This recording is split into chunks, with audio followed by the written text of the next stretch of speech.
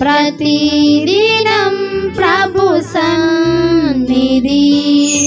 Jesus ఆశీర్వాదం.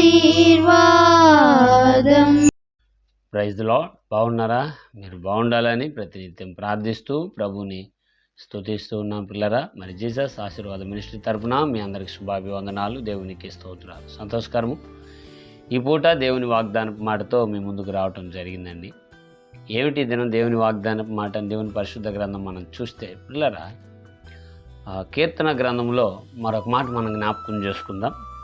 19వ కీర్తనల గ్రంథము 19వ అధ్యాయము 14వ వాక్యాన్ని చదువుతున్నాను. అక్కడ ఇలా రాయబడింది పిల్లరా, యెహోవా నా ఆశ్రయ దుర్గమా, నా విమోచకుడు, నా నోటి మాటలను నా హృదయ ధ్యానమును నీ దృష్టికి అంగీకారములగునుగాక అని దావీదు గారు పలికినట్టు మనం చూస్తాం బైబిల్ గ్రంథంలో. అయితే ఇక్కడ యెహోవా నా ఆశ్రయ దుర్గమా, నా విమోచకుడా, ఏమండి ఒక్కొక్క పదాన్ని పలుకుతూ ప్రభు అయిన దేవాతి దేవుణ్ణి స్మరిస్తున్నట్టు మనం చూస్తాం. అయితే ఈ పూట వాగ్దానంగా మనకి చలవిస్తున్న ఈ మాటలు మనం గమనించి కృపనొందాల్సిన విషయం ఏంటంటే, ఏమండి ఆశ్రయ దుర్గము అని గమ్ముగుండకుండా నా విమోచకుడు అన్నాడు. విమోచకుడు అని అంతటితో ఆగకుండా మరొక మాట ఏమన్నాడండి, నా నోటి మాటలను నా హృదయ ధ్యానమును ఆయన దృష్టికి అంగీకారములగునుగాక అన్నాడు. అంటే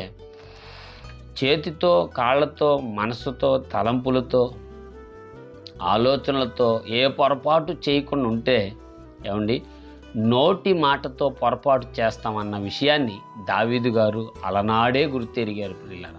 అసలు ఆశ్చర్యం కాదు, ఎవరికి ఇలాంటి ప్లానింగ్లు వస్తాయి, ఎవరికి ఇట్లాంటి మంచి తలంపులు, ఐడియా కలుగుతాయి అంటే, ఓ ప్రార్థనతో దేవునిని హత్తుకునే వ్యక్తి ఎవరైతే ఉంటారో వాళ్ళు మాత్రమే ఇలా ఆలోచిస్తారన్న విషయాన్ని మనం సుదీర్ఘంగా తెలుసుకోవచ్చు. దేవునికి స్తోత్రం.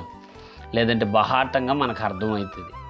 ఇక్కడ దేవునితో దావీదుకున్న స్నేహం తెంచుకోవడానికి దావీదు గారు ఒప్పుకోవట్లేదు. మరి నా పరిస్థితి ఏంటి?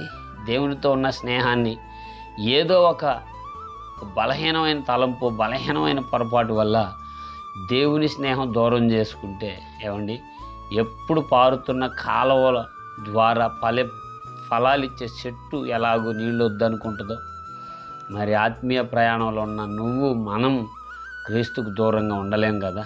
దావీదు గారు అన్నారు, నా నోటి మాటలు, నా హృదయ ధ్యానము నా దేవుని దృష్టికి అంగీకారంలో అవ్వాలి అని అన్నారు.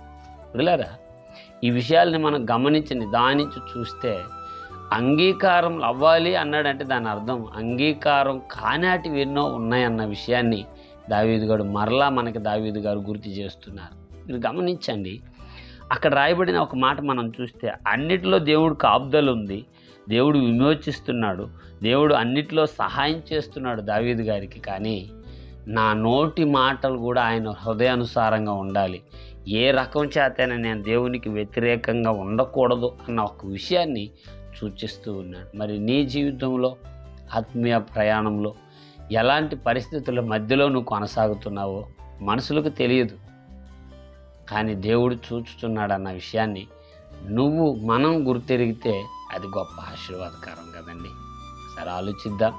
ఆశ్రయదుర్గమైన దేవుని కోసం మనం ఎంతైనా ఖర్చు అయ్యేవారిగా, ఆయన కోసం నిలబడి ముందుకు అడిగేసేవారిగా ఉండాలన్న ఒక చిన్న సూచన దావీదు గారు మాటల్లో మనకు తెలియబడుతుంది. మరి ఈ వాగ్దానం వీక్షిస్తూ దూరాన సమీపన్న సహోదరులారా, నీ జీవితంలో కూడా ఆశ్రయదుర్గముగా దేవుడుండి నీ నోటి మాట, నీ హృదయ తలంపులకు ఆయన దృష్టికి, అనగా ప్రభువైన యేసు క్రీస్తు వారి దృష్టికి అనుకూలంగా ఉండుగాక. ఆమేన్. ప్రార్థన. పరిశుద్ధుడు అయిన మా తండ్రి, మీకు వందనాలు. నీ స్పష్టమైన నీ మాటలు ఆయన నీ పిల్లలకు వాగ్దానపూర్వకంగా మీరు తెలియజేయుచున్నందుకు స్తోత్రం. అదే విధముగా మరొక కృప చూపుతున్నారు నాయన. ఏ పరిస్థితులలో పొరపాటు పడుతుంటే వాటిని సరిచేసుకొని నీకు అనుకూలకరమైన జీవితంలో ముందుకు కొనసాగే వారిగా ఉండడానికి మీ దయ నుంచి మీరు దీవించి మీరు మహిమ పొందమని పరిశుద్ధుడైన యేసు నామంలో ప్రార్థన చేయుచున్నాను తండ్రి. ఆమేన్. Praise the Lord. గాడ్